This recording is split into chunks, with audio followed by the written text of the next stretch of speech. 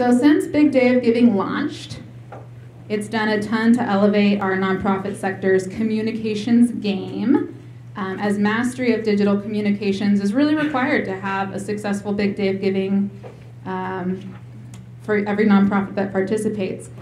But so many organizations have been with us since the beginning, and they've mastered the basics, and now we're all wondering, what's next? What are some other strategic outreach approaches we can do to find new donors, to encourage people to give? And that's what we're going to chat about today. So I'd like to introduce briefly today's presenters who've been patiently waiting here and who have generously donated their time and are giving us their wisdom today. Let's start with Heath. You want to wave, Heath? There's Heath. Heath is a longtime BDOG presence. In fact, he helped get this thing off the ground, and he's here to offer guidance on using social media effectively to communicate your story and raise funds. Maria will follow Heath and give a brief overview of what you need to know to enter the pay-to-play world of digital advertising on a nonprofit-sized budget. And Taylor is a guru from Threefold Communications who will remind us that email is an essential piece of your digital outreach. So don't forget to do it, and please do it right. So with that, I'd like to welcome Heath.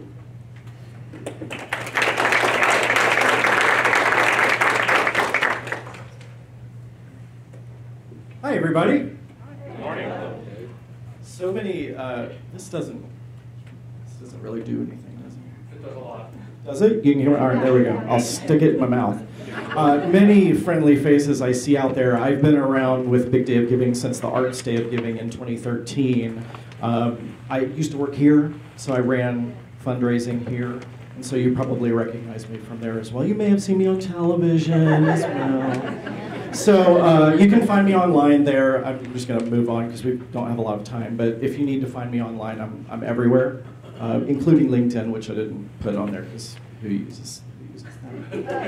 Okay, so here's what we're going to cover today. I'm going to talk about content, engagement, and analytics. And I am going to move through this at a relatively quick pace. If questions come up, use the phone number, text your questions in. You can also hold it to our panel discussion. If it's something that needs clarification right in the moment, raise your hand, let's do it. Okay? So in content, we're going to talk about donor-centric language and writing for fundraising, because writing for fundraising is very different than writing to market or do affinity for your organization. Okay? We'll talk about some advanced scheduling tools. I'm also going to show you the Creator Studio. Has anybody already heard of Creator Studio? Do you know what it is? Nope. Very few of you, and that's not surprising, but this is going to help you with some of your digital scheduling for Big Day of Giving as well as everything you do throughout the year. We'll talk about engagement and how to extend the reach of everything that you put out there. And then I'm also going to talk about using some of the analytics tools, free analytics tools, that will help you make some specific decisions for your nonprofit. Now, everything that I talk about today is not specific to Big Day of Giving. These are techniques that you should be using year-round for everything that you do in communicating about your nonprofit and the value of your nonprofit to our community. Okay? Many nonprofits tend to use social media at Big Day of Giving, and then we never hear from them again. That is not the appropriate way to use a communication tool. These tools should be part of your regular annual process for everything that you do. Okay, so let's start with some content. So I harvested content, not from any of you, because I didn't want to call anybody out, to give you some examples of some of the maybe good type of writing that's out there, as well as writing that really is not something that you're going to find effective. So if I am a nonprofit and the root of my communication to you is, we need your help, do you care? Is that inspiring at all? No, it is not. The word need is a really bad word for you to use as a nonprofit.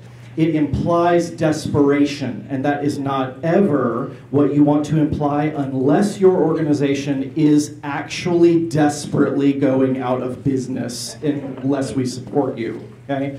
In which case, I'm really perhaps still not going to care about your need, because at that point, why are you going away? Your donation is tax deductible. Who cares?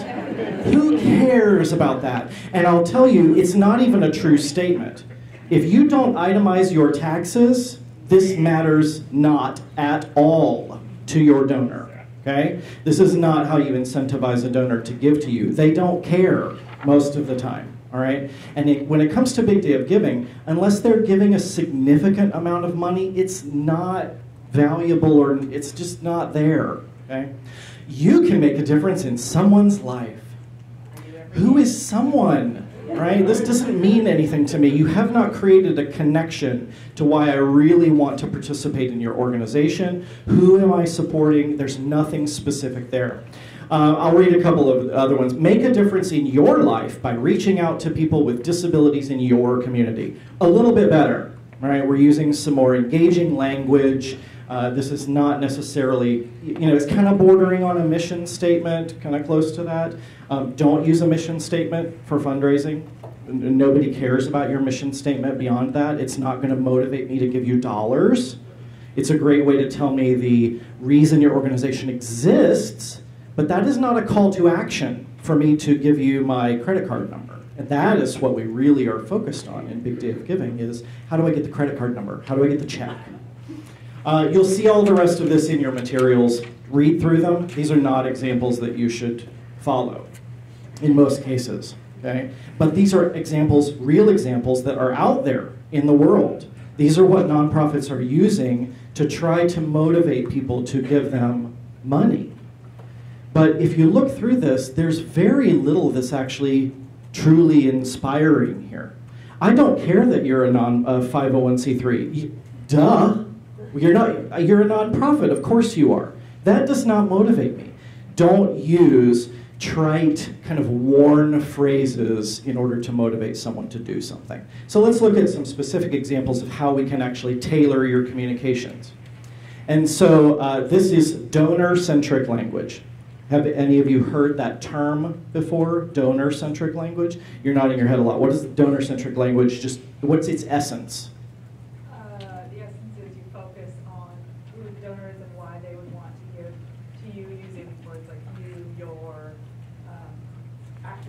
Yeah, absolutely. It's you language. It's not me language, it's you language. And here's an example.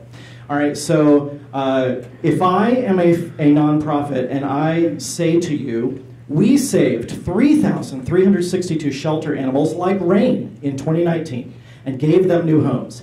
Help us save even more in 2020 with a generous donation today. Now, I know what the nonprofit does. Right? I mean, they've kind of told me this is what we do. And it is impressive that they've saved that many animals. But what about that has actually inspired me to do something? I've been educated a little bit. That's about where it ends with that statement. So what if we turn that around? And it's not about what the nonprofit has done anymore. All right, let's take away all of that. We do this. We are great at this. Here's what we have done, and let's flip that over. Your donation gave Rain a new life as a service animal for Sergeant Smith, an Iraq veteran with PTSD. Their lives are better because of you. Donate today and save another life. Now, how does that feel compared to the first one? Way better. A little bit better. Way better. Yeah? Way better, perhaps. Way better. Okay? I'm using you language. I'm creating an emotional connection to my audience. I'm not pandering to my audience, okay? This isn't about making my audience feel guilty in any way. It's not about making them feel like if they don't get on board, something terrible is going to happen. This is telling them, you made a difference. And you didn't just make a difference for yourself, you made a difference for someone else in your community. There's a benefit to the larger picture by what you have done. And you'll notice at the end, I've also inserted a call to action. Okay, we go from help us save even more in 2020 with a generous donation today to donate today and save another life. Okay? Because in this case, I didn't just save one life. I saved perhaps more than one life.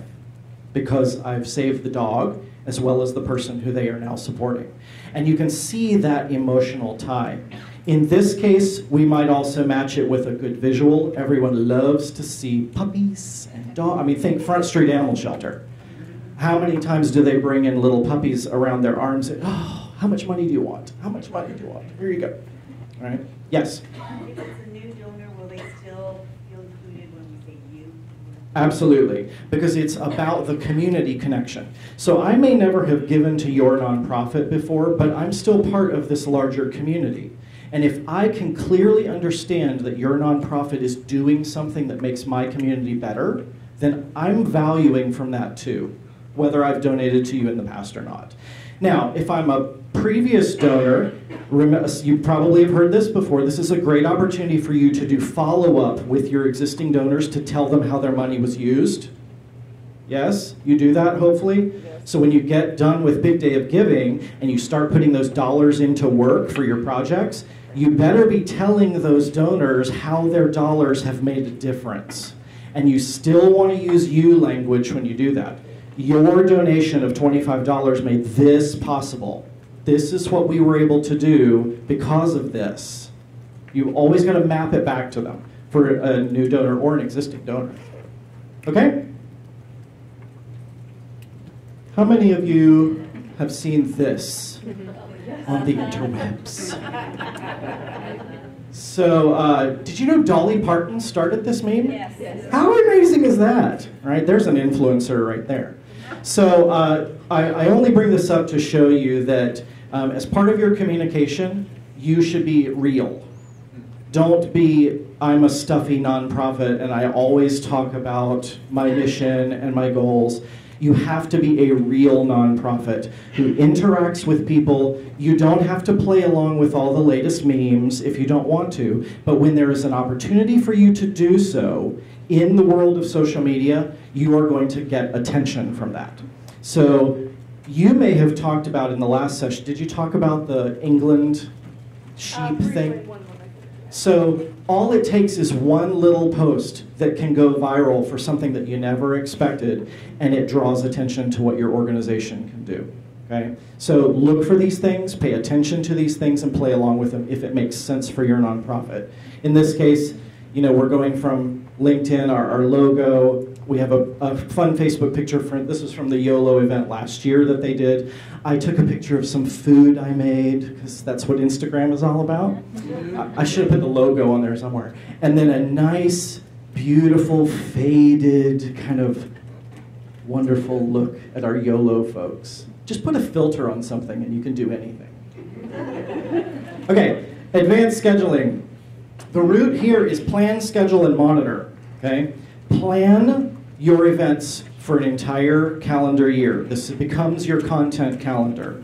It is absolutely okay to be looking at things that you are doing 6-9 months down the road and start planning for how you will weave your marketing together to get to that point. Schedule it. It is 100% okay to schedule content in advance as long as you monitor it. Does anyone have an idea of what happened within the last week that hit a lot of brands who pre-scheduled content and forgot? You know that we lost someone in a plane or in a helicopter crash. How many brands out there were continuing to push out their pre-scheduled content in a completely inappropriate way, right? Because they weren't monitoring what they had done, because something bigger is happening in the world. Okay? Now, we hope that nothing bad happens on Big Day of Giving. We hope that nothing bad happens at any time that you're doing a campaign. But when you have planned your work and you have scheduled these things to happen, make sure that you don't just let it go from there. You've got to monitor things that are going on that you've pushed out. And that is everything. If you've scheduled an email to go out, make sure it actually went. If you've scheduled posts to go out, make sure they actually happened. There are a lot of scheduling tools that will have glitches. You might schedule something on Facebook, and you're like, what happened to it? And it's just still stuck there inside the scheduling tool and not doing anything. You've got to monitor everything that you do that is pushed out to your constituents. And monitoring also means paying attention to responses and replies. You can't just push content out and then let people engage with it and then they never hear from you again. If somebody asks you a question, you need to answer that question. What if they're asking you, hey, where can I donate on Big Day of Giving? And they never hear back from you because you don't have someone paying attention to comments. That person is not going to donate to you. They're going to donate to the nonprofit that they asked the question to, who immediately responded and said, oh, go here.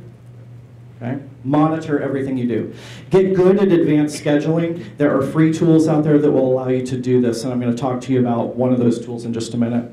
Put everything on your calendar. Everything on your calendar.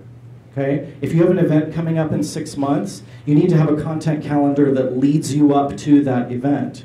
It's not a week before the event that you need to start thinking about marketing. Make sure everything is on your calendar. Social media is not an extra. It's just a different communication channel. Just like your emails, just like your paper newsletters, just like postcards you mail out, just like face-to-face interactions that you have, just like an event where you bring the public in and talk about what you do. It is just another communication channel that happens to be done mostly from your mobile phone. It's still just as important in telling people your story and getting them motivated to give you money. All right, you hopefully know about basic Facebook scheduling. This is in the publishing tools where you can look at your current posts in Facebook and you can click the one that says schedule and you can schedule anything you want well in advance. You can add pictures, content, whatever it is you want to do. I'm not going to talk about the basic scheduling. What I'm going to talk about next, and just very briefly, is how you can do Facebook video and Instagram scheduling through the Creator Studio. This is Creator Studio. You all have access to this for your business pages. Okay? You will need to make sure that you connect your Instagram account to this. So just make sure in your browser you're logged into both accounts because it will ask you to authorize. This is the Facebook side of the Creator Studio. It is used for managing video content. This is not where you go to schedule just text and pictures. This is where you manage video content. You'll notice that Big Day of Giving has some videos that are in here. You can add new videos from this interface. You can also go live from this interface. This is a useful tool. You know, I would use my mobile phone and just use the Facebook interface to go live, but you can do it from this as well. So the more important thing that you will use this for is the other tab, which is the Instagram tab. This is native Instagram scheduling, okay? Your phone won't do this. You can't go on your phone's Instagram interface and schedule content in advance, but you can through this desktop tool called Creator Studio. You'll know you're in it because the color changes. Up at the top, you'll see Instagram accounts that you have connected in here. It will show you a list of all of the posts that are currently posted or scheduled for Instagram. If you want to schedule, it's a really neat little interface in the lower right-hand corner. You can add text and content to your post. You can add hashtags right then and there, although I'll give you a tip for hashtags in a moment. You can upload images directly through this web interface and schedule them to your heart's content. Okay? It will even let you crop the image within this tool so that it is cropped for Instagram, either square, vertical, or landscape. Okay? It's a really great tool for you to use. Connect your Instagram to it and get started on scheduling Instagram today. Now, just a quick note, Instagram, not great for fundraising because you can't click on anything unless you've got a paid promotion that you're doing.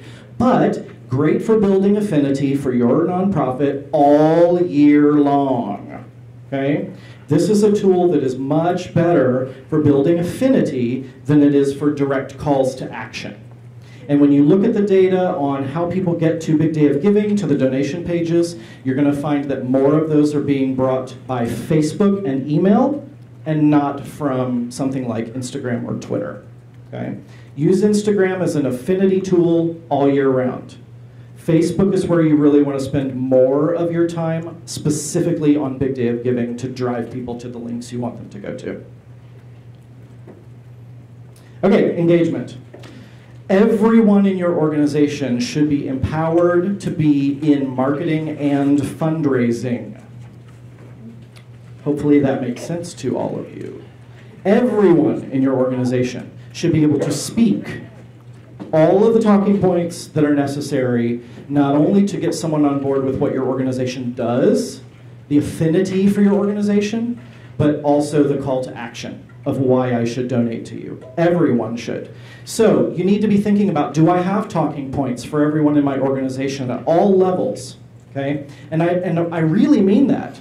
If you have someone who is out and about in the community and is somehow recognized as part of your nonprofit, or maybe they engage with other people, it doesn't matter who they are in your company, they should be able to talk about why this is an important organization for someone to support. So you need to look at whether you've done that. Are people empowered to be able to talk about what you do? Not everybody may feel that way. Maybe they feel like, you know, I just don't know what to say. What if a donor asks me a question that I don't know the answer to? Make sure that everyone understands the basic talking points of your organization, why you exist, and why somebody should give to you. If a donor asks something you can't answer, you need to have a point of contact for that donor to go to, whether it is your website, whether it's a membership director, it doesn't matter. Make sure that everybody understands it's okay to say, I'm not sure, but I'll get you someone who does know the answer to that. We're going to make sure we close that loop, especially if it's related to a donation. Who are your influencers? You probably don't have a celebrity that is attached to your nonprofit, and that is just fine. Because quite frankly, who really believes that a celebrity is really drinking that much Starbucks coffee? No, they got an incentive in order to promote a product. They're just not believable. What's really believable is when you tell me that my donation is going to help save 3,000 animals who are then being trained as service animals, and all of these veterans now who are suffering from PTSD have something important in their life. And that's because I donated. That's what's going to get me, okay? But now I've become an influencer for your organization, because I'm now likely to tell other people about this positive experience that I've had in making a donation, and look, this was the actual outcome. Maybe I even got to meet this person. Maybe I even got to see where these animals were trained, okay? You have to make that connection for everybody and use everyone who is in your network to do that. Do each of your board members understand the value of this event? Can they talk about why your nonprofit is part of Big Day of Giving? If they can't, give them a one sheet. And I mean that, a one sheet, one piece of paper with an odd, small number of bullet points that they can easily tell to their influential friends who have the big checks, okay? The same thing for your volunteers. The same thing for your staff that's out beating the street. Everyone has to say the same thing, the same message. Now, you may tailor that message for who you're talking to. A board member, for example, who's going to do a big ask still needs those top bullet points, but how they do the ask will be different than if it's someone in your organization who's just talking to the public.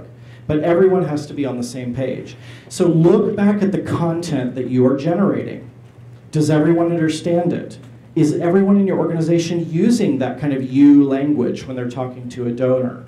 Do they understand why they're there at the company? What's their personal story that weaves into why they support your nonprofit?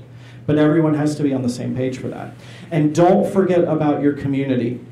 A donor is a great influencer because they're already on board with what you do. They know what your organization is about because they've given you money to do your mission. Use that. So your peer-to-peer campaigns, if you go that route, is a great way to extend your influencers. These are people who are talking about your nonprofit on your behalf, and they're just doing it out of the goodness of their hearts. And that is much more meaningful and impactful than a staff member doing it, right? Staff members need to be able to do this. But think about the difference when someone says, you know what, I'm a volunteer for this organization, and this is why I support them.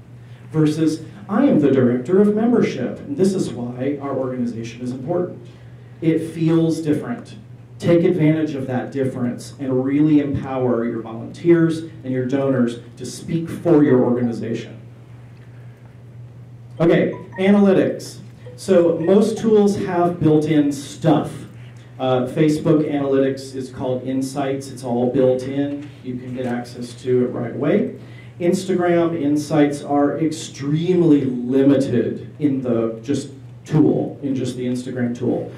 You can use third-party tools like Hootsuite, Social Report, all that kind of stuff to do deeper insight reporting from Instagram, but the tool itself is extremely limited.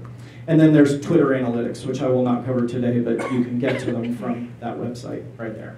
So let's look specifically at Facebook Insights. This is Facebook Insights. You can get to it through that right there. Just put in your page name /insights, or go to your page and click Insights in the upper bar. You're going to get a lot of information here about posts, video content, who your followers are, how many likes you're getting, demographics about people, etc., etc. You'll also see engagement information, reach information about posts. And this is all great information, but it's completely meaningless if you don't actually do anything with it and you don't make any changes based on looking at this data. So Facebook Insights, one place for you to start. Instagram Insights from the mobile interface, as I said, very limited. They only show you the last week's worth of content. So unless you're looking at this every single week, you're going to miss content. But a lot of the content is similar to what you would see in Facebook. You're going to learn a little bit more about who the demographics are for your audience. You'll learn about high engaged posts, things like that. But just keep in mind that there's not a whole lot of data in the mobile interface. Creator Studio will also give you insights and analytics that you can use. This is showing you the big day of giving. We can look at some of our top videos and see some engagement information about those. We'll also see some information about where our followers are on Instagram and what they're doing and when they are most active on the platform. But again, interesting data, but what are you actually changing in your marketing plan to match what you've just seen? Okay? So here are the top things that you need to be thinking about. Evaluate your top performing posts on a regular basis. Okay? Look for things like reach and engagement and know the difference between those two things. Does anyone know the difference between reach and engagement? Reach is how many people saw your post. Engagement, someone, they liked it, they shared it, they engaged in it somehow. So you could have reached a lot of people, but you don't. I think engagement's better because it means they touched it somehow. You're right. Engagement means I took an action step for that particular platform, which might mean a like, a comment, a share, if you're talking about Facebook. That's an actual engagement. I'm not a passive participant in your content anymore. I did something about it. That's what you want. Now, reach helps you get there by making that available to a larger swath of people. So in just a little bit, we'll hear about how you can use paid services to expand and extend that reach. Follow your followers' footsteps. Know when your followers are active in doing something. Do any of you post at 1 in the morning from your nonprofit? Don't. There's just no point, right? Be conscious about when you are pushing content out to your audience. And be mindful as well. Remember, we talked earlier, plan, schedule, monitor. Be mindful of when your audience is actually participating. Be also mindful when they are distracted by something that will cause them to ignore your message. Okay? If something bigger is happening in the world, that is not an appropriate time for you to be hitting people really hard on your nonprofit unless there is a direct tie-in. If there's an earthquake and you are one of those nonprofits that does that kind of direct beneficiary support, then maybe that's appropriate. But if something big is happening and you don't have anything to do with it, pause. Pause your campaigns. Pause emails that are going out. Pause any kind of non-that you get involved in. Okay? So follow your followers. Don't waste a post. You can use tools like Facebook will now provide you suggestions on when to post things. There are also third-party tools that will do that for you and say, this is a time when you have received the most engagement, typically. Look at those things.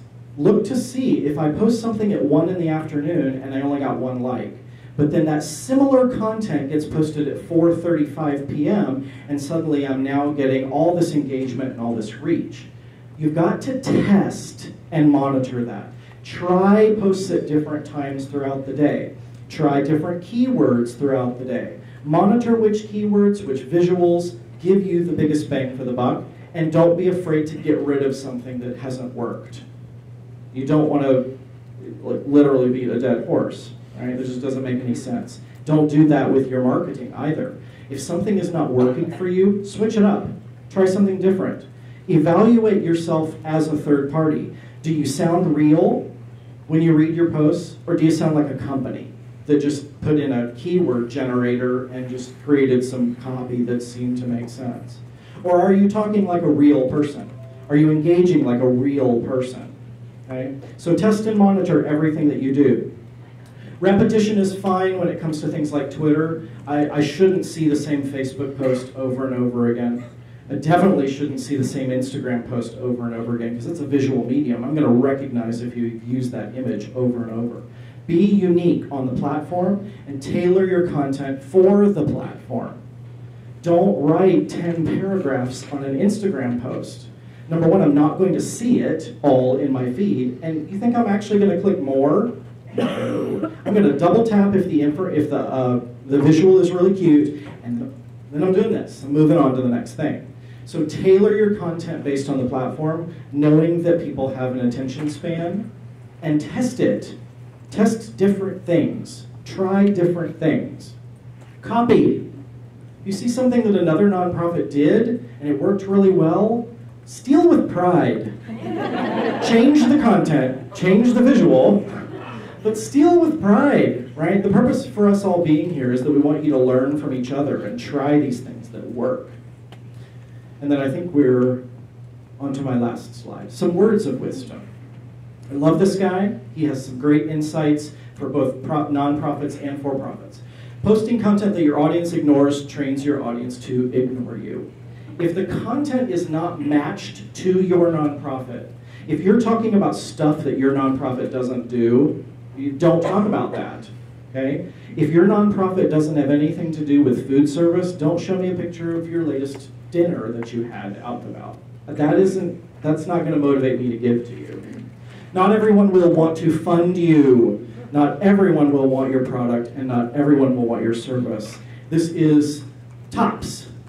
Don't get upset if people don't give to you. You just haven't found the right person yet. You have to find the people who have the affinity for what you do. Make sure you are telling your story so that they clearly understand the link between them and you and why they should give. But don't get upset if you don't get that person. You'll get the next person, right? It's about finding the right person, which is kind of the next thing. Some people are just coffee drinkers, no matter how good the tea is. Your job is to find the tea drinkers, all right? Don't try to go after someone who isn't going to find affinity with what you do. Target your people, target your donors. The best way to make your audience swipe past your Instagram story, put too much text, yeah, I just talked about that. And you have to build your audience before you start selling your product. This is the difference between writing for marketing and writing for fundraising. If the first time I hear from your nonprofit is an ask, you've lost me, okay? You've got to build affinity all year round. So when it comes to an event like Big Day of Giving, or any event that you run throughout the year, I'm ready to give because you've already put in the work to sell me on your organization, to tell me what you do and why I should support you. Make sense? I think that's it. Yeah, that's it for me. If you have questions, text them. We'll be on the panel later. So maybe you are doing absolutely everything right, and you're still having trouble reaching new audiences. Well, you may have also read more and more recently that so many of the social media channels, and Facebook in particular, are really becoming kind of pay to play. To reach new audiences using more than just organic content, you might need to consider putting some money behind your posts. And I know we're all nonprofits. Sacramento Region Community Foundation is a nonprofit, and our marketing budget is $0 for this sort of thing. But more and more, I think it's something that nonprofits have to consider. And so Maria is going to give us the introduction here to Facebook ads. Hello, can everyone hear me? Yes. Okay. My name is Maria, and I do freelance digital communications. So that kind of spans everything from social media to email templates to website copy, but pretty much anything that you can read online, I will work with organizations to help them reach the audience that they're trying to reach. I work with a wide variety of audiences. One of my current clients right now is nonprofit, so I definitely understand the need to maximize your budget, especially when it comes to things like advertising. So today we are going to be talking about Facebook. Specifically, there are advertising options for every single social media platform, but as Heath said, Facebook is sort of the biggest and has the most reach and where a lot of your audience is going to be. So if you're just kind of wading into paid for social, this is a great place to start, and especially to learn about all the things he talked about with who your audience is and when they're online. And a lot of that stuff is mirrored across almost all the social platforms. So here we go. First of all, I guess we should talk about why Facebook, and these are just sort of some staggering statistics that I thought were interesting. Facebook has about 2 billion active monthly users, so people that are on the platform checking that every day. It's the third most visited website, only behind Google and YouTube. So it has a little bit of a reach and a little bit of a coverage globally and regionally. And after that, about 74% of people log in at least once a day to check their Facebook page. If you're like me, you're probably on there 3 or 4 times a day. At least half of people check in more than once a day. So your people are there, and that's where sort of the scheduling of content becomes really important, knowing when they're online, and you want to catch them when they're checking their Facebook pages. And then another important number that I like to talk about with paid ads is 11, and 11 is the average number of ads that someone will click on when they are scrolling through their Facebook page. And I love Facebook ads because it's much easier to monitor sort of the engagement and the click-through than, say, if you purchased a billboard or a print ad. So it's much easier to gauge what you're getting out of your investment. The boost or the ad conundrum. So how many of you boost posts on your page right now? Yes? And how many of you do Facebook ads? Okay. So the difference between a boost and an ad, this question gets asked a lot. A Facebook boost is used for content that is already on your page's timeline. So if you have put a post up there, and let's say you are letting people know about an event, or you are letting them know about, let's say, Big Day of Giving, and it's up there, and you've scheduled it, and it's gone, and you're just not getting the engagement that you're hoping for, you're not getting that reach that we talked about, you can go in and click the boost button, and it will give you a couple of different options, and what that does is it, like the name says, it will boost it up in the algorithm, but mostly will be shown to people that are already connected to your organization, not so much people that have not discovered your organization yet. It is still considered a Facebook ad, but it is not created in something that is called Facebook Ads Manager. Does anybody have any experience with Facebook Ads Manager? It looks and works very similar, I would say, to Creator Studio. It walks you through all the steps. I will have some screenshots in a second, but something probably to get familiar with if you are looking at paid advertising. So then moving on to a Facebook ad, again, it's created in Ads Manager. The benefits of Facebook ads are you can customize your target audience and placements and all kinds of other customizations that will help you definitely reach your audience that you're looking for. And for me, for people with smaller budgets and organizations with smaller budgets, I think you get way more bang for your buck with Facebook ads than, like I said, versus any kind of traditional media, radio, print, any of that. So how do we build a Facebook ad? This is going to be a really kind of broad overview. Facebook has a lot of different options once you start to dig into it, and you can get all the way to the publish part of your ad without having to pay for it. So if you have time, I would say spend some time sitting down, loading things in, familiarizing yourself with the different options, and that's kind of the best way to learn. So first of all, though, we want to define our objective. So what exactly do you want out of this Facebook ad? What does it look like as a win once you go back and monitor how it's done? They have a number of different options. I'm sorry, these are hard to read, but it's anything from sending traffic to your website, to having people sign up for your email list, to downloading an app, to I just want people to send me messages in Messenger so I can market to them there or send them links there. There's all kinds of options, but the more specific you are about your objective, the better your ad will perform because it will be served to the right audience. So after you have defined your objective, we have to choose our audience. And a lot of this stuff I would encourage you to take from what Heath was talking about, those Facebook insights where you can find out your demographics, your age, the gender of the people that come to your page, where they're located, when they're online. All of that information you can get from your organic posts is really going to help you inform how to build your target audience for a Facebook ad. And like I said, you can customize it based on lots of different things. If you are a physical location, like I know we mentioned Front Street Animal Shelter, if you want to encourage people to drive people to your location, you can do it by zip code, you can do it by city, you can do it by region. If you want to target people that are interested in animals, you can do that because you can then target people based on their interests or their hobbies. One of the other interesting ones to target people based on, I think especially from a donation perspective, is their professional titles.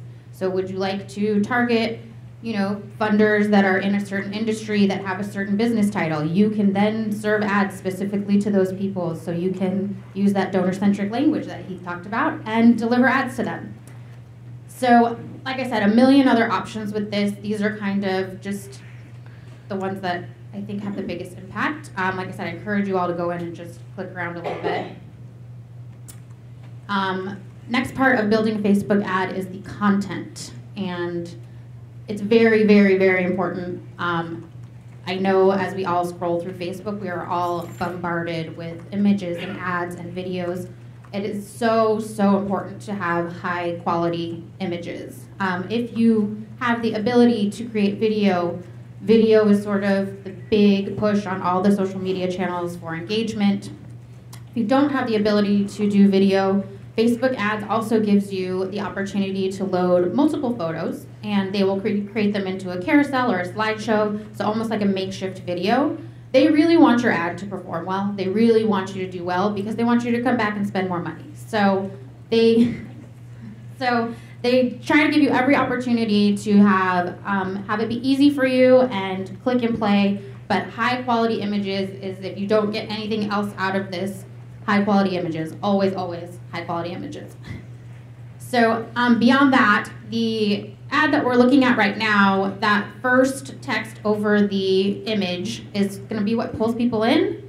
The recommended number of words for that is about 20, which sounds very small, and it is. And the most important ones are about the first 5, because like we said, people are scrolling, scrolling, scrolling. Pull them in with a great image or a video, pull them in with some great copy. And then at the bottom, all of the text is also, you can adjust that too. So you can reinforce your call to action or your mission. And this button at the bottom also has a couple different options as well, depending on what your ad objectives are. One other thing I wanted to touch on very quickly is Facebook has another option called Dynamic Creative, where if you don't have a lot of time to create and monitor and all of that for your Facebook ads, you can upload, I think, up to 5 images and then 5 different copy options and 5 different sort of copy things to match up, and Facebook will test them for you. They'll rearrange them, they'll serve them up to people, and then you can go in and see how they're performing, but it's measuring for you, and it's going to keep delivering the ad that is the highest engaged and people are reaching people. So if you don't have a lot of time, I would encourage you to check that out too. It's worth running for maybe a small ad for like a week or so, and just to see, how your content's performing, and then that also helps inform how you could move forward with your ads and what people want to see. Last but not least, I think every social media manager ever would tell you that you always measure everything. So you constantly are tweaking and evolving. Ads are no exception. Once your ad is live, after about 24 hours, you will start to get live results. And people that work for big ad agencies, they will log in multiple times a day, and they will switch out images and copy, and they're constantly tweaking and refining to find which is getting me the best engagement for my audience. I know we don't have the time to do that, but as he said, make the time at least, if you're running an ad campaign, once or twice a week, check in on what's going on. If you have the time, tweak your copy a little bit, maybe tweak your image. I ran a year-end campaign actually last year for my nonprofit that I work with, and the button that I had on the ad said donate, and I wasn't getting a lot of engagement, so I changed it to learn more, and 48 hours later, we had 2 new donors. Little things like that can really help you hone in on what's going to work for your audience. Other than that, these are great resources. Like I said, Facebook wants you to succeed. They want you to do well because they want you to keep running ads. So they have a whole website dedicated to business and ads. It has video tutorial, it has chat groups, it has all kinds of support you could need. And then also on the Facebook, the Business Learn, same thing. All kinds of tutorials that will walk you through how to leverage that platform to get to your audience and get what you want out of it. So social media is a big piece of a successful Big Day of Giving communications campaign, but it is not the only piece. You probably won't be successful if all you're doing is social media-ing people to death. What else can you do? Well, email. Email is another great option, and Taylor from Threefold Communications is here to offer us some great insight on how to run a successful email campaign.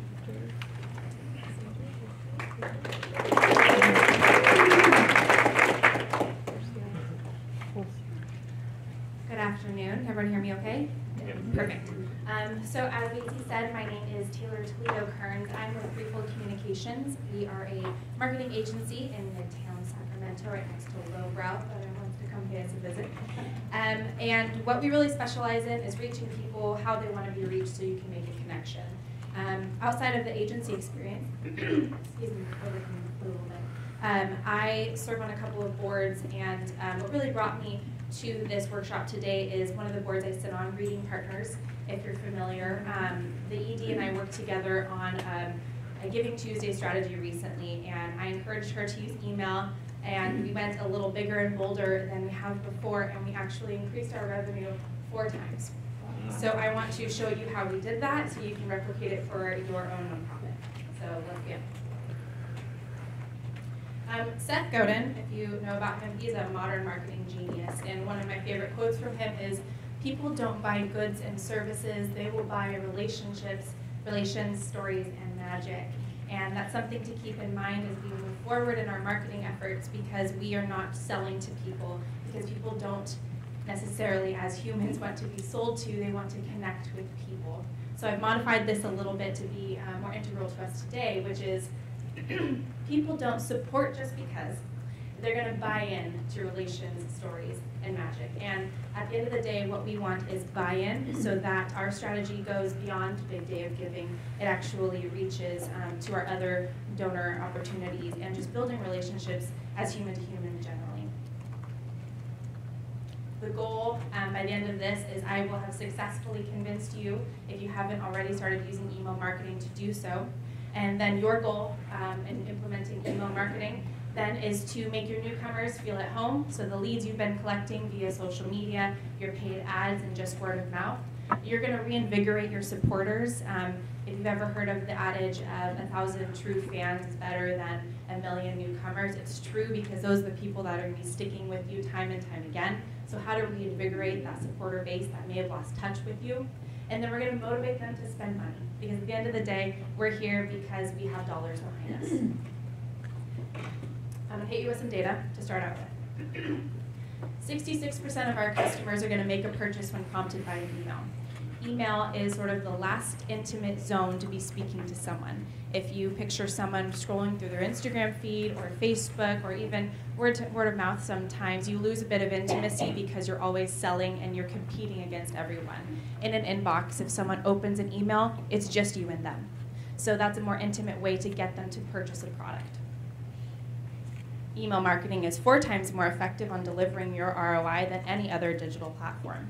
Because of that intimacy, you have more opportunity to say what you need to say in as many words as you need to say it.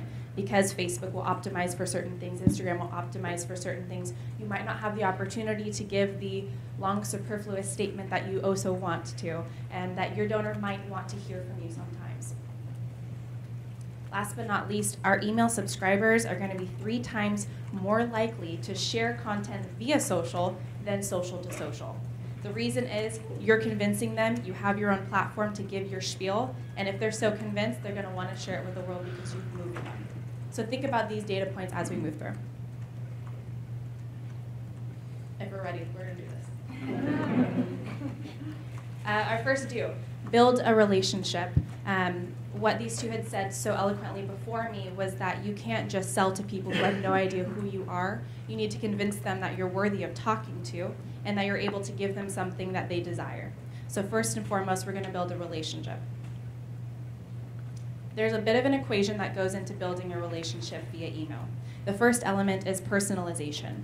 If you've ever opened an email and first they got your name wrong, if they even included your name, or it says, "Dear," insert name here, or it's a product that you've never heard about because they had sold your email to somebody and now you're being peddled for lawn care when you have no idea, you don't have a lawn.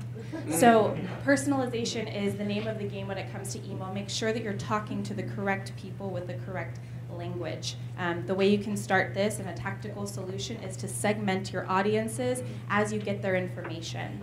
If you already have an email platform, you can do so in that email platform or use good old Excel or Word and segment them in the arenas that you meet them or the types of interests that they have, their age, their professional industry. By doing so, you're going to be able to use that donor-centric language again and talk to them the way that they want to be talked to. So personalization. Specificity. Ask for what you need to ask for. Don't beat around the bush. Don't make huge general blanket statements because what's the call to action there?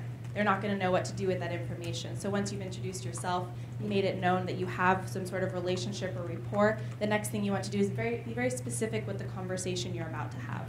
And you have a certain amount of time in their email inbox. People's attention spans are shrinking. So you want to make sure you get in front of people in the way that they want to hear you and you get across what you need to get.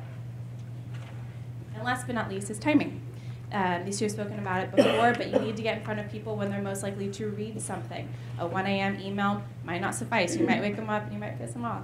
So when you're talking about timing, think about how people scroll through their emails. Is it a 6 a.m. Monday morning CEO who's trying to get through all their emails? How do you land at the top of that? Is it someone who scrolls through their emails on Sundays leisurely, trying to get through to inbox 0? Think about the audience persona that you're talking to. The next do is varying your message. Heath and I were just talking about this right before when I came up. Many people will go into marketing for a big day of giving or any sort of donor opportunity and just ask for money. Very cold, very inhuman. When you're building a relationship, you don't just go up and ask people for money. Think about how you would do that in a face-to-face setting.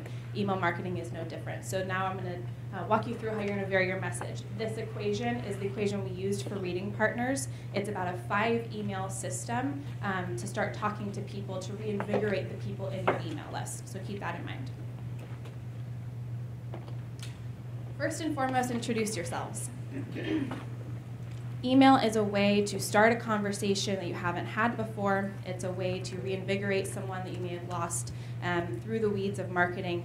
But you're going to want to say something along the lines of, "Hey Nancy, I'm Taylor with Reading Partners. Over the next couple of weeks, I'm going to want to talk to you about why we do what we do and how Big Day of Giving is a really exciting opportunity for us to do the work that we love doing. Don't worry about giving right now. I'm just going to tell you a little bit about us. Check in soon. Taylor." The way we did this was first we were extremely conversational, probably more conversational than our tone of voice is generally in marketing, and the reason is because we're in an intimate setting. You're not going to give your elevator pitch to someone that you're trying to become friends with. So in an email setting, think of it the same way. Be very conversational, use language that might be a little less formal than what you're used to because you're still trying to build that relationship. So you've already emailed Nancy once. She's already had this email in her inbox. And this can be something that drags out over weeks or a short period of time. It's really up to you and what you've tested before, what you know your audience behavior is like.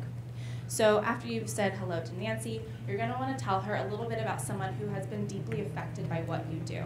This could be a volunteer that you had if you're trying to recruit volunteers. It could be a donor who's made a huge donation, or it could be a child or a recipient of what you do. So using reading partners as an example, it would sound something along the lines of, hey Nancy, it's Taylor again. Remember that I reached out to you a couple of days ago and I want to tell you more about reading partners. Specifically, I want to tell you about Haley.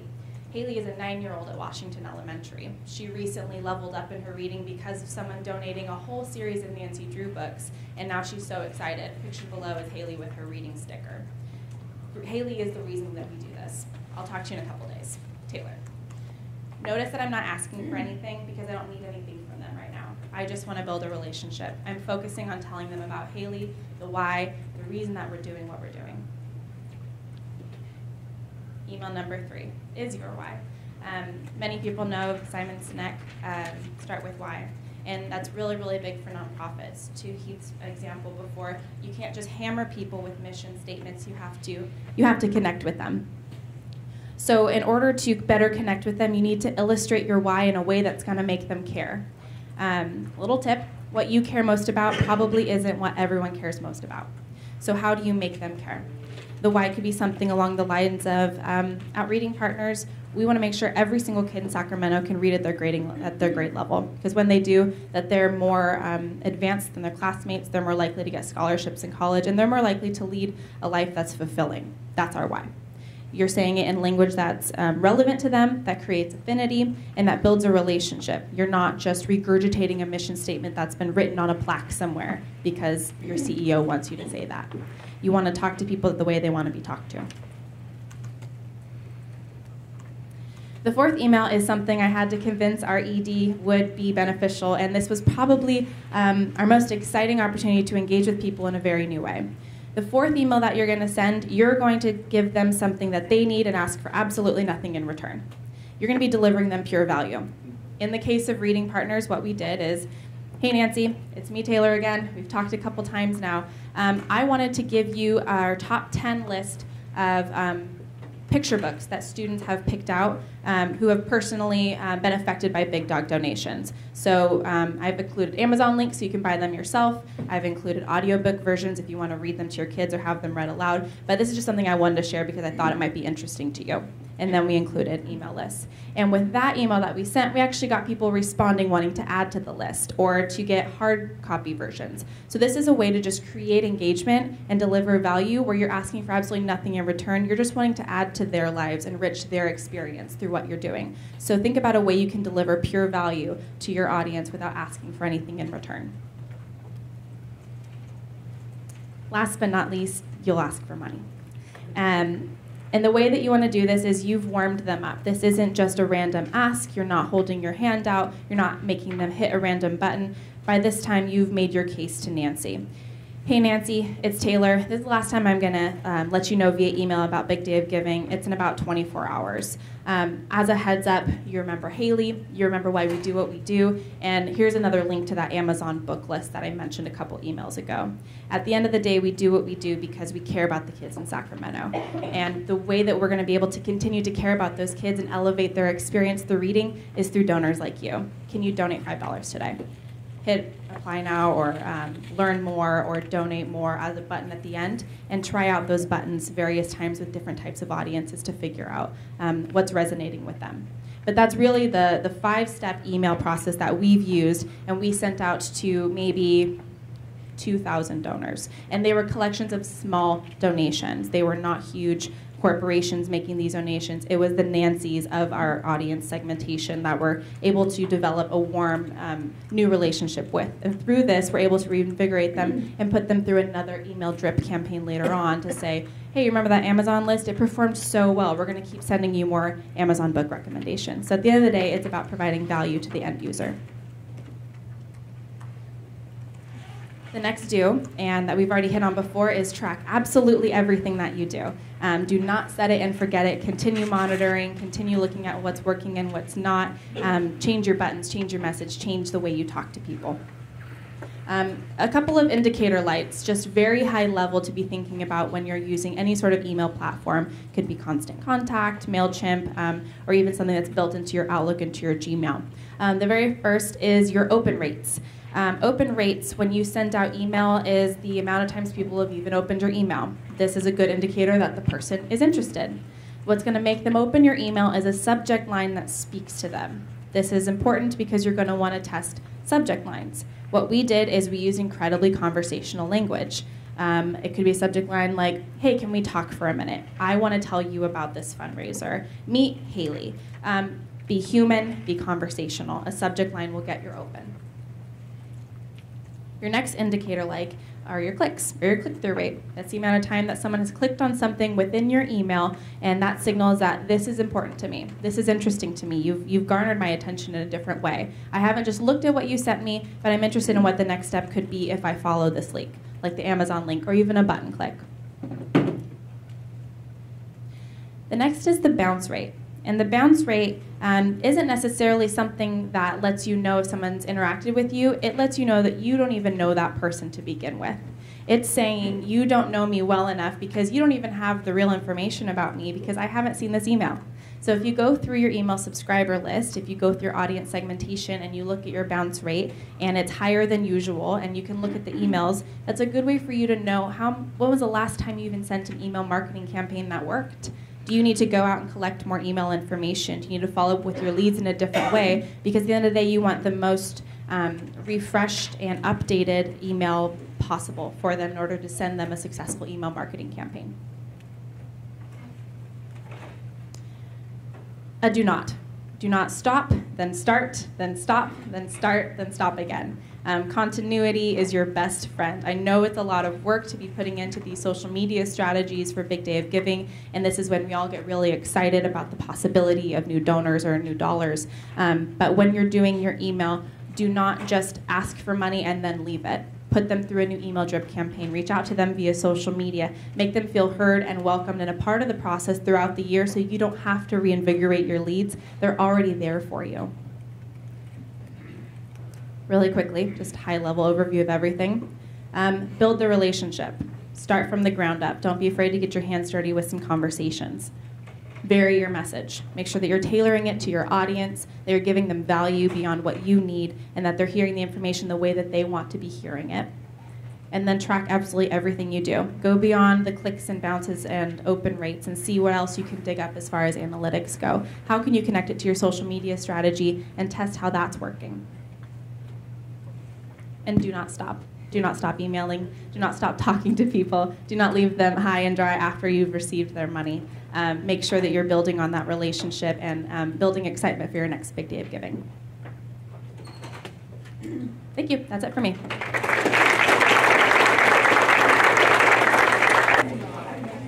So I'll pitch some of those to our panelists, which include our wonderful presenters, and we have a couple new faces up here too. I'd like to introduce you to Larissa from Western Health Advantage. She's a digital marketing specialist there, so she knows the ins and outs of all of this. And then Nick from Sacramento Children's Home, who has lived the life you're all living, lives it every day, and kills it on social media, so he can offer insight from the nonprofit perspective as well. He's a man in the field, he's been saying. And he's been listening in on all the conversations. He's going to tell us what you've all been saying as we've been presenting. So I've selected some of the questions I'd like to pitch to folks. You all have a microphone there, and these folks will use this one with me. We're a little low on mics today. So someone asked a little earlier today, and this is for Taylor, do you think there's time to send 5 emails before a Big Dog? How would you talk about scheduling some of those emails?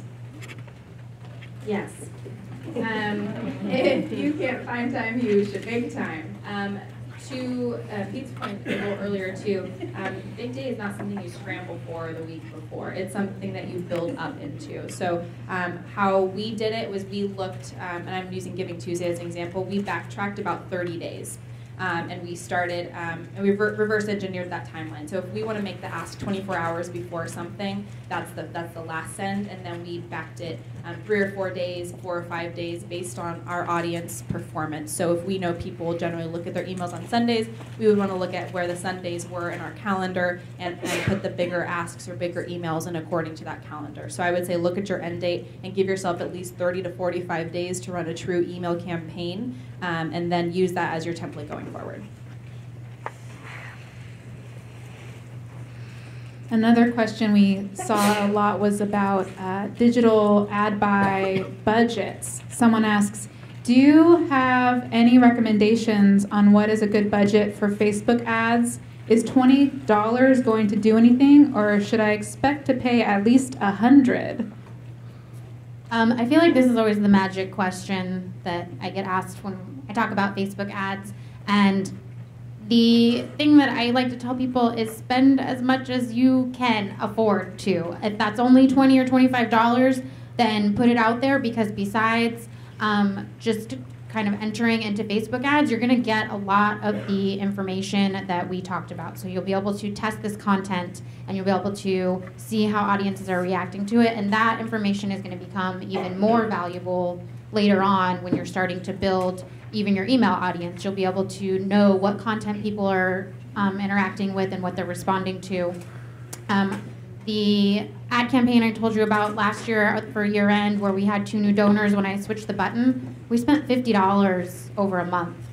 And that was like the month of December. We wanted to do one last push. So I would say if you do have a smaller budget, to really make sure that you have drilled down your objectives and your audience, and your copy is tight, and you're very clear about what you want your outcomes to be. And then, as we've all said, measure, monitor, track. So you can start with as little as $25, especially if you've never done it before and you kind of just want to test out content and see what's going to work.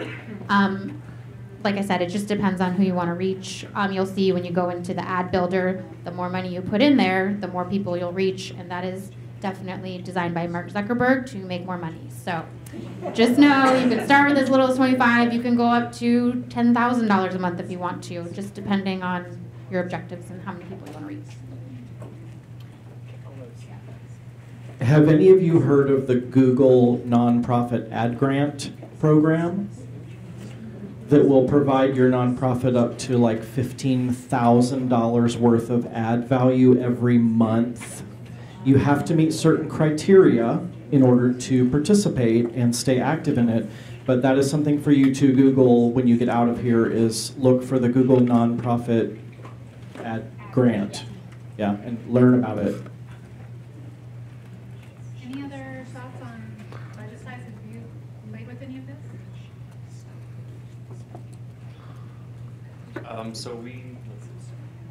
Can you guys hear me? Okay. So I started with 0 budget, and I kind of had to like beg, borrow, and steal for little bits of money here and there. So I would say kind of start small, and if you have the time before Big Day of Giving, that's obviously ideal. But it was, for me, it was like, can I boost this post for 20 bucks? Now it's looking back and seeing how well it did, so that I could pack that into, see, this is what the $20 did for us, and then I have that kind of arsenal to make my argument next time for, now can I spend $50? Now can I spend $100? So kind of start small and incrementally build up once you have the stats to kind of back and support, this is what it's doing for us. Another question we've been asked is, what is the least frequently I can post on social media to keep people feeling engaged?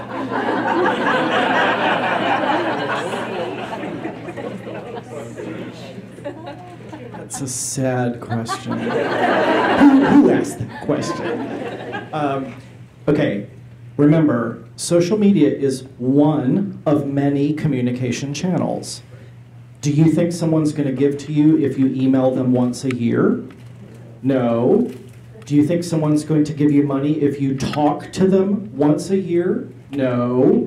So you can't do social media once a year for Big Day of Giving. It's got to be part of your regular, consistent communication cycle. All right? Just like Taylor talked about, don't start an email the day before Big Day of Giving and expect it to give you the results if you haven't been talking to them with that lead up to get them there to the final ask. It's the same with social media, right? Most of your content that should go out, you are doing it every day. You are living your nonprofit's mission every day.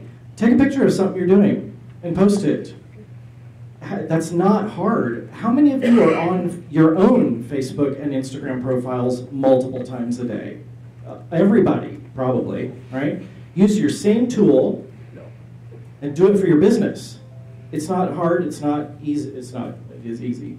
It's not hard, but don't wait. You've got to make sure that you're communicating to them on a regular basis. Now that doesn't mean 8 Facebook posts a day. That's just ridiculous, right? People just don't read that many from the same person every single day, or they're going to unfollow really quickly.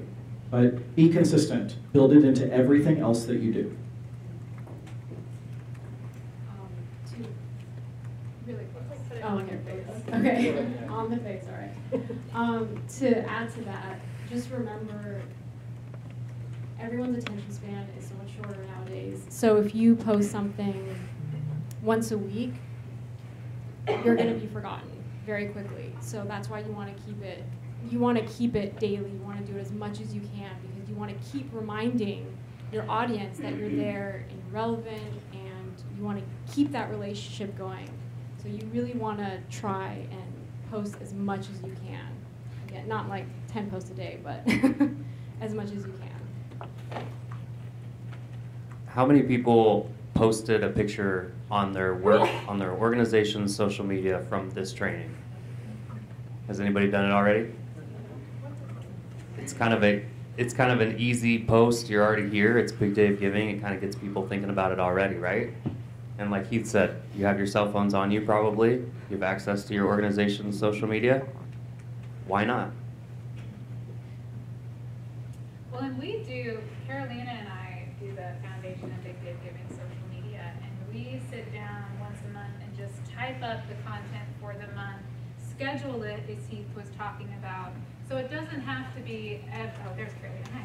Every day, 10 minutes, oh my gosh, what am I going to post today? If you can just set aside a few minutes once a month and just schedule a post a couple times a week or even once a day, which is what we aim for, it's not so hard.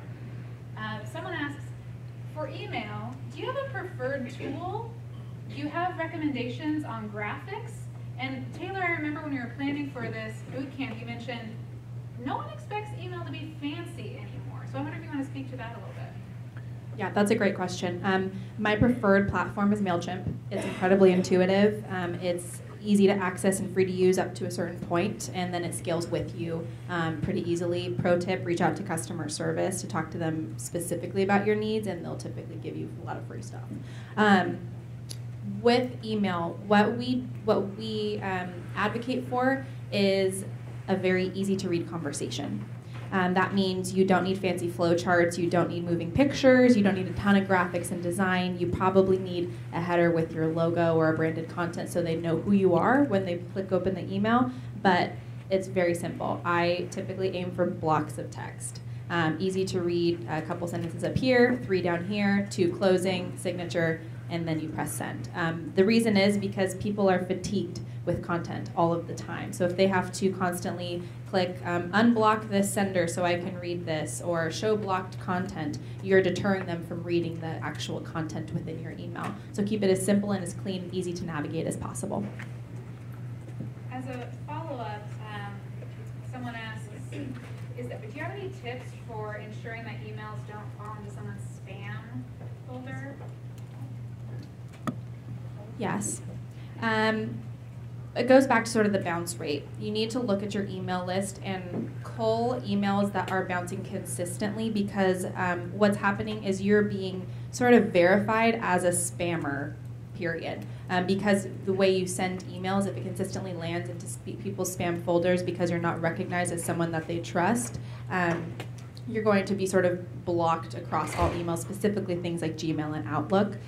So you're going to want to make sure that your bounce rates are low, and they're low relative to your normal bounce rates. So go in probably quarterly, look at all of the emails of people who have opened, use those as your templated type of audience you want to continue talking to, and the people who are consistently falling off, delete them or remove them from your database so that you become more of a trusted and verified sender, and you're least likely to land in a spam inbox after that.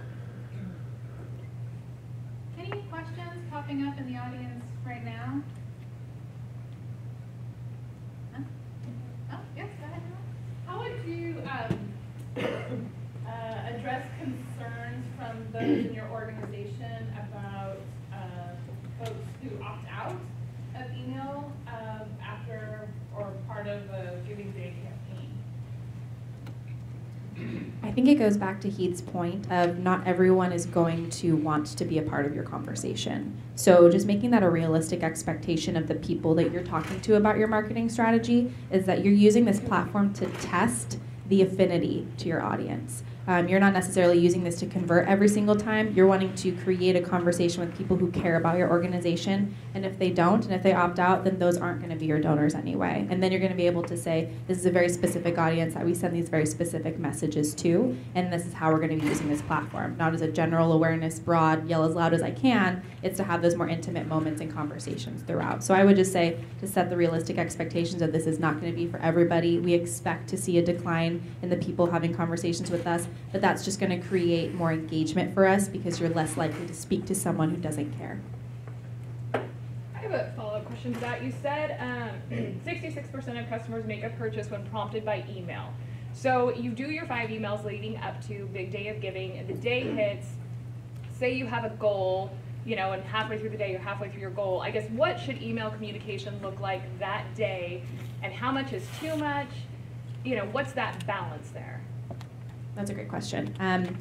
I would say you only want to send one email that day if you're going to send one. People check their emails multiple times, but typically if they care about it, they'll keep it in their inbox. What you will want to do is send a thank you email afterwards to personally thank them, so to go back and look at how much they donated and to maybe start a better conversation that way. But most of the work should be in the build-up, and the day of should be that organic content, and mostly supported by social media because it's a little bit more in the moment, whereas email feels too formal. So I would say one email the morning of, or when that peak time is. You'll want to test by your audience of like when they'll want to be actually talking to you, and just send the one that makes sense for that day. But most of the conversation should happen beforehand.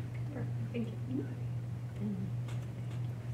We were asked a question that the foundation struggles with as well. We just want to do so much talking. We have so much to say about our various initiatives and our work, but social media doesn't want to hear you know, all the 25 sentences I have to say. And so how do you keep your social media succinct when you feel like you've got so much to share with folks? So this is a common question even within our organization. Can you hold your mic closer to your mouth? Oh, sorry. This is a question that's that comes up in our organization a lot.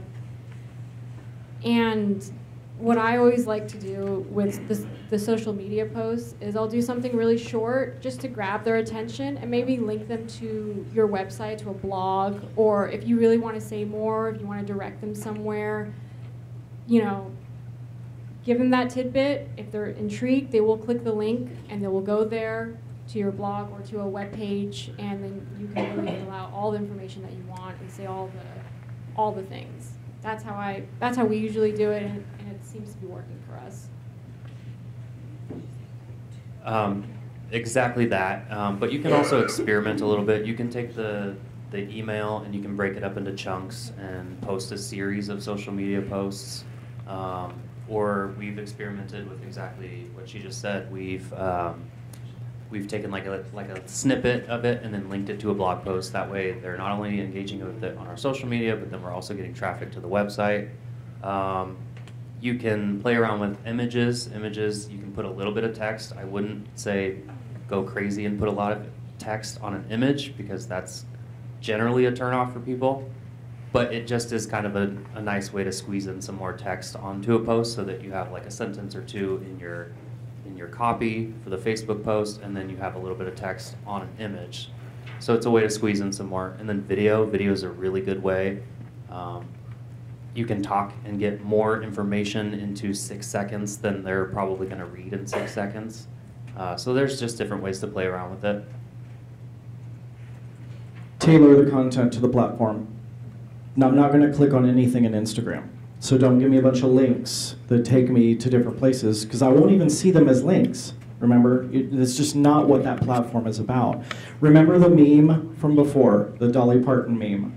Tailor the content for that target audience who's on that platform. If I'm on LinkedIn, I'm looking for professional content. I'm willing to read a little bit more. That's where you can post your year-end report out to the community. If you're on Facebook, I might read a paragraph, but beyond that, if the content isn't engaging, I'm really not going to spend too much more time. You can give me links there. I can click on anything you want in that platform. Instagram, it's all about the visual. If the visual doesn't get me, I don't care what you wrote below it. In fact, some people don't even write anything, which I don't like either, right? But I'm not going to click more.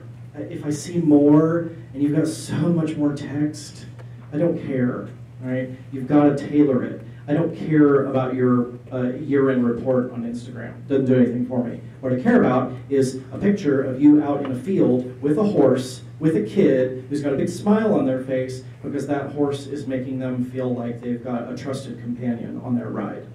That's what I want, right? Tinder, don't use that for big data.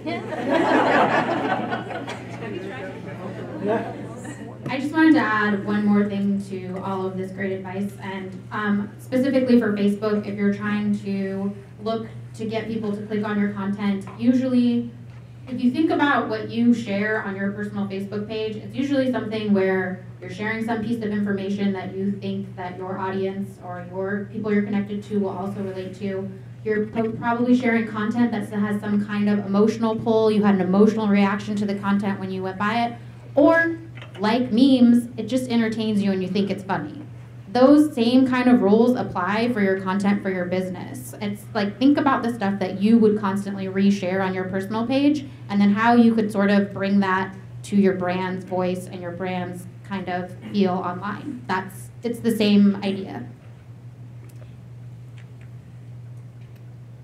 Someone asked, how do I get access to my board's email list? How do I get access to my board's network via social media? Any good tips on engaging the board through these communications channels, and specifically their networks? Ask. Right, as I said before, your board, they're one of your influencers, right? You don't have to get their email list in order for them to send your talking points out. Give them something they can share. You can write content for the board that they don't have to do any work. That's the best thing a board can hear, right? I don't have to do any work to make money. Don't give them work to do. Make it easy for them to use their list to share. Exactly that. I was going to say, if you have a board that struggles with communicating or getting them to get the word out, create a toolkit. It works every single time, and you just serve them up here are the images, here is the copy, here are the hashtags we want you to use. If you are tech savvy, there is a website where you can go in and type in a pre-scheduled tweet, and they just have to click a link, and it will take them straight to their Twitter profile, and it will post everything that you want them to say. Toolkits are huge, and I'm ahead of everything else, like Taylor talked about, planning them out. So we're far enough out now that if you wanted to create a big day of giving toolkit for your board, and it has all those milestones on it, here's when we're sending emails, here are the bullet points of communication, and P.S., here's some pre-written social media posts that we would love for you to post on LinkedIn or Facebook or any of that, or even just reminding people they can share from your organization's page, which is also a great way to give your organization some visibility too. So I do exactly that also. I write every single Facebook post, Twitter post, even emails, and I have different emails that I've already pre-written for our board. One goes to their friends and family, one goes to their colleagues, so the language is a little bit different, and all they have to do is copy and paste it. And then on top of that, it depends on your board, but you can kind of gamify it a little bit. So we call them out. We have like the next big board meeting that we have. we kind of put them on blast a little bit and like do like a ranking, like a leaderboard, to see whose networks led to the most donations. And that makes it fun for them because they all they want like the recognition in front of the board meeting, in front of all their peers, that they raised the most money for the children's home on Big Day of Giving. So there's like little ways to gamify it. It depends on the board if they're into that, but it's just another little tip. I do want to say, though, don't always rely on pre-writing things for your board. We have found with peer-to-peer fundraising specifically, the ones that do the best are the ones that the board members talk about their own personal reasons, and it's very personalized because they're giving because of that person. So know when it's a good time to do it and when it's not. Peer-to-peer, it's really good if they can give their own reasons and it sounds like it's actually coming from them.